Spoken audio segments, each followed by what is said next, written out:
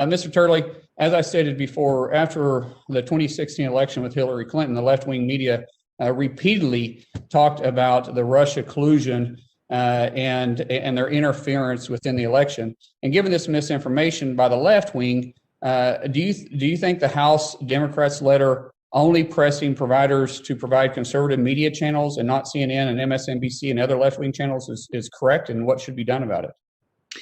Well, thank you for that. I actually did get a chance to respond to Representative Eskew when she was addressing me, and this touches on that. I mean, first of all, I'm not too sure the purpose of submitting that letter to the CRS to look for First Amendment violations, because most of us haven't said the letter violates the First Amendment any more than the Endangered Species Act. I've said in my testimony that that free speech is not contained entirely within the First Amendment. This is an old spin that people put on and saying, well, this isn't a free speech issue because the First Amendment only applies to the government. Well, no, free speech goes beyond the First Amendment. It is something that some of us view as a human right.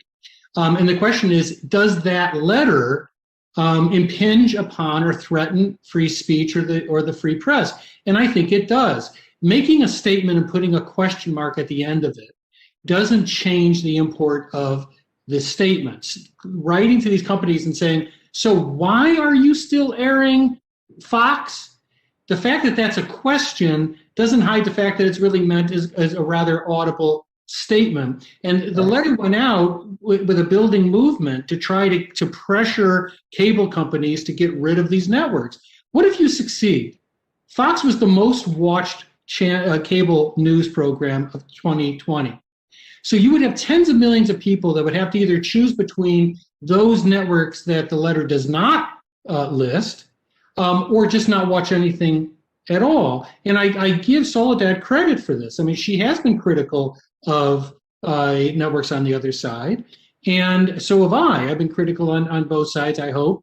But the letter's not. I mean, the letter is quite focused on only those networks viewed as conservative leaning. Right. In 2017, Rachel Maddow of MSNBC claimed that Secretary Rex Tillerson was being a Russian agent. I think that's which is absolutely false, and that was an extreme view. And then the House Democrats letter asked the CEOs to outline the actions they are taking against misinformation. And my question to you, sir, is who should be the one deciding what's an extreme and what's disinformation out there? Yeah, this is where I think Soledad O'Brien, I will probably end up having a slight divergence. And this may be because I am a relic. I do follow this sort of outdated notion of free press and free speech. I am not comfortable with people that say, look, we're going to let you have free speech, free press, as long as you're not a liar, as long as you're not giving disinformation.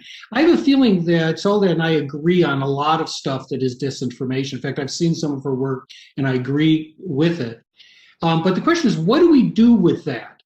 That is, Soledad, I think, made and forgive me for referring to your first name, it's an old habit, but it was we're referring to both sides of this and trying to get viewers to make that decision. I'm all in on that. It just, is there something more there in terms of trying to stop liars from lying? And that's where I get off the train. Right. Well, thank you. My time is up. Chairman, I'll yield back. Thank you. Gentleman yields back.